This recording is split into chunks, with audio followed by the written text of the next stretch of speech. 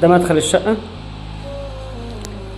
هنا في 3 مطبخ صغير وحمام كلهم متشالين في التصميم في الرسمة، هيبقوا كلهم عبارة عن حمام ومطبخ بالتساوي، والحيطان دي كلها هتتشال. هنا ده الليفينج، هنا ده الليفينج،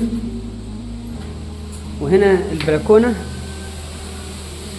الحيطة دي هتتشال هتتنقل لآخر هنا كده، وهيتبني حيطة هنا بحيث ان البلكونة دي تخش في الغرفتين اللي جوه.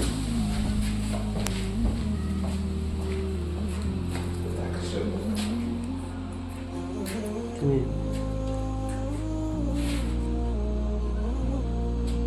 هنا أول حاجة غرفة الأطفال،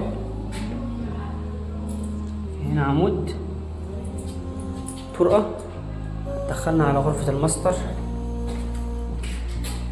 فيها هنا بلكونة.